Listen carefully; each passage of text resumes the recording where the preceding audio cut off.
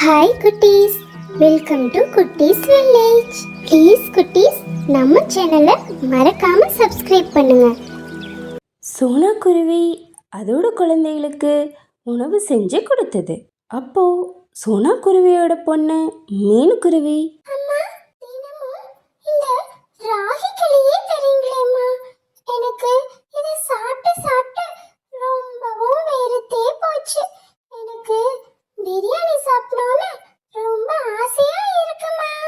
சரிடா தங்கம், கண்டிப்பா உனக்கு இந்த தடவை பிரியாணி செஞ்சு தரேன். ஆனா அதுக்கு நம்ம அப்பா சம்பளம் வாங்கிட்டு வரணுமே. சம்பளம் கொண்டு வந்து கொடுத்ததும் உனக்காக அம்மா பிரியாணி செஞ்சு தரேன். சரிங்கம்மா. சோனாவோட கணவன் சோமுக்குருவி மதிக்கழுகோட மரக்கடையில் வேலை செஞ்சிட்டு இருந்தான். சோமுக்குருவி அந்த காட்டில் இருந்த காஞ்ச மரங்களை வெட்டி மதிக்கழுகோட கடையில் கொண்டு போய் கொடுக்கும். அப்போ ஒரு நாள் சோமு மதிக்கழுகு கிட்ட மரக்கட்டைகளை கொடுத்துட்டு, மதி, நானும் தினமும் கொண்டு வந்து கொடுத்துட்டே இருக்கேன். ஆனா நீ இந்த 2 வாரமா எனக்கு எந்த சம்பளமும் தரல. சம்பளம் இல்லாம என் குழந்தைகள் உணவுக்கே ரொம்பவும் கஷ்டப்படுறாங்க. நீ இன்னைக்காவது சம்பளம் கொடுத்தனா ரொம்பவும் உதவியா இருக்கும் மதி. சோமு, நீ சொல்றதெல்லாம் சரிதான். ஆனா இந்த மரக்கட்டைகள் எல்லாம் வித்தாத்தானே அவனுக்கு நான் சம்பளம் கொடுக்க முடியும். எனக்கு வியாபாரமே சரியா நடக்கல. அடுத்த வாரம் தரேன், போ போ. அப்படின்னு மதிக்கழுகு சம்பளம் கொடுக்காமையே சோமு கிட்ட வேலை வாங்கிட்டு இருந்தது. இப்படி ரொம்ப நாட்களா சம்பளம் கொடுக்காதனால சோனா குருவியும் தன்னோட குழந்தைகளுக்கு சரியா உணவு செஞ்சு கொடுக்க முடியல. குழந்தைகளும் ரொம்பவும் கஷ்டப்பட்டாங்க. சோமு குருவியும் சரியா உணவு சாப்பிடாம தினமும் பட்னியோடவே வேலைக்கு போயிட்டு இருந்தது. அப்போ சோனா குருவி ஒரு நாள், நாங்க எல்லாரும் சாப்பிட்டோம், நீங்களும் கொஞ்சம் சாப்பிட்டு போங்களே சோமு. சோனா, பரவாயில்ல சோனா, நான் அங்க போய் சாப்பிட்டுக்கிறேன். எனக்கு பசி இல்ல. நீயும் குழந்தைகளும் வயிற்றுக்கு சாப்பிட்டு படுத்து தூங்குங்க. இன்னைக்காவது சம்பளத்தை எப்படியாவது வாங்கிட்டு வர பாக்குறேன்.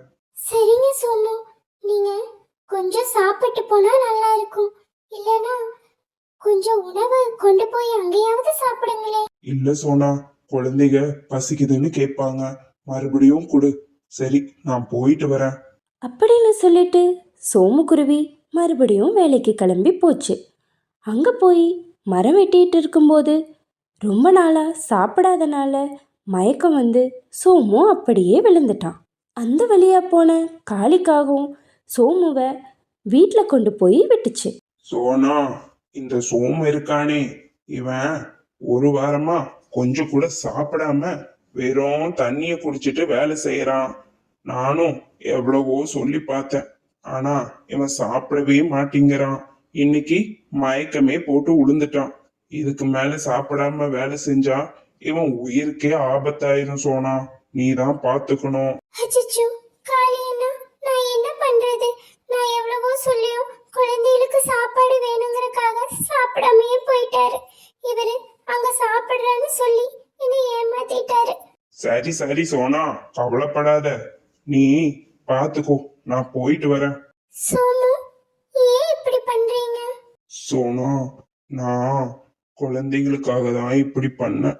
நான் சாப்பிட்டா குழந்தைகளுக்கு உணவு இருக்காதுன்னு தான் இப்படி பண்ணேன். சோனா, அந்த மதி நமக்கு கடந்த 2 மாசமா சம்பளத்தை கொடுக்காம வச்சிருக்கான். நீ எப்படியாவது மதிக்கிட்ட போய் சம்பளத்தை வாங்கிட்டு வா. சரிங்க சோமு, நான் போய் வாங்கிட்டு வரேன். சோனா அங்கிருந்து மதியோட மரக்கடைக்கு போச்சு. மதி, என்னோட கணவர் சோமு உடம்பு சரியில்லாம இருக்காரு. அவர்னால சுத்தமா எந்திரிக்க கூட முடியல. அதான் நான் அவரோட சம்பள காசு வாங்கிட்டு போலான்னு வந்தேன். என்னது சம்பள காசா? என்ன சம்பள காசு? சோமுவுக்கு எந்த சம்பளமும் மிச்சம் இல்லாம கொடுத்துட்டேன். போ போ, எந்த சம்பள காசும் இங்க இல்ல.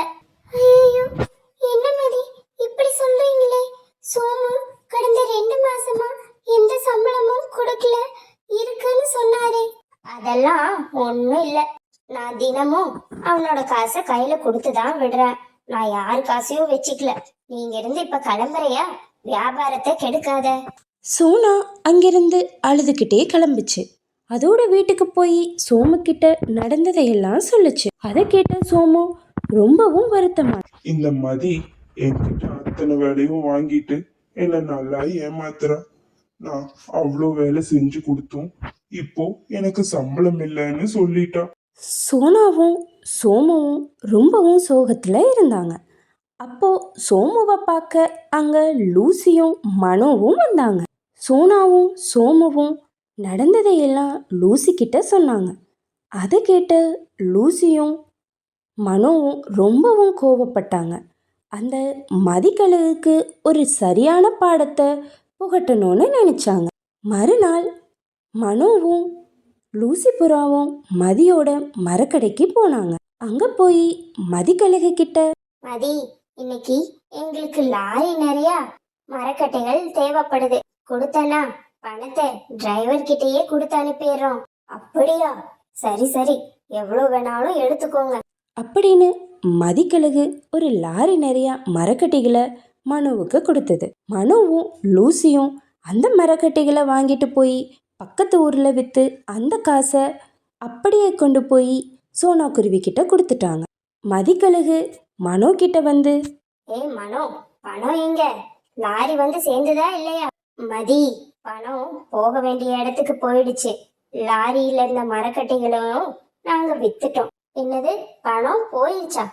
ஆமா ஆமா, நாங்க அதை வித்து அந்த பணத்தை சோனா கிட்ட கொடுத்துட்டோம். அது எல்லா மரக்கட்டைகளும் சோமு கொண்டு வந்து கொடுத்தது தானே. நீ அவனுக்கு சரியான சம்பளம் கொடுக்காம ஏமாத்துன. அதான் நாங்க உன்னை ஏமாத்துனோம். இப்ப நீ இங்க இருந்து போலனா உன்னை போலீஸ் ஸ்டேஷன்ல கொண்டு போய் விட வேண்டியது வரும். ஐயோ, போலீஸா? வேண்டாம் சாமி, நீங்க எனக்கு காசே தர வேண்டாம் அப்படின்னு சொல்லிட்டு அங்கிருந்து மதிக்கழுகு பயந்து ஓடிடுச்சு.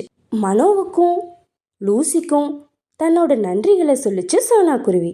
சோனா குருவி அந்த பணத்தை வச்சு சோமுவோட உடல்நிலையையும் சரி பண்ணிட்டு தன்னோட குழந்தைகளுக்கு அவங்க கேட்ட மாதிரியே பிரியாணியும் செஞ்சு கொடுத்து சந்தோஷமா பார்த்துக்குச்சு. நம்ம கஷ்டப்பட்டு உழைக்கிற பணம் நம்ம கையை விட்டு எங்கேயும் போகாது. அடுத்தவங்களை ஏமாத்துற பணம் எப்படி வந்ததும் அப்படியே போயிடும். ஹாய் குட்டீஸ், இந்த ஸ்டோரி உங்களுக்கு பிடிச்சிருந்தா மறக்காம கமெண்ட்ஸ் பண்ணுங்க. இது நம்ம சப்ஸ்கிரைபர்ஸ்க்கான நேரம். ஹாய் மகிஷாலினி, ஹாய் ஜன்னத் பிரதர்ஸ் மதுரையிலிருந்து, ஹாய் மூர்த்தி, ஹாய் செல்வி, ஹாய் பாலகிருஷ்ணன். உங்க எல்லாரோட கமெண்ட்ஸ்க்கும் ரொம்பவும் நன்றி. மறக்காம இந்த வீடியோக்கும் உங்களோட கமெண்ட்ஸை பதிவிடுங்க. பாய் குட்டீஸ், லவ் யூ குட்டீஸ், சேவ் த பேர்ட்ஸ்.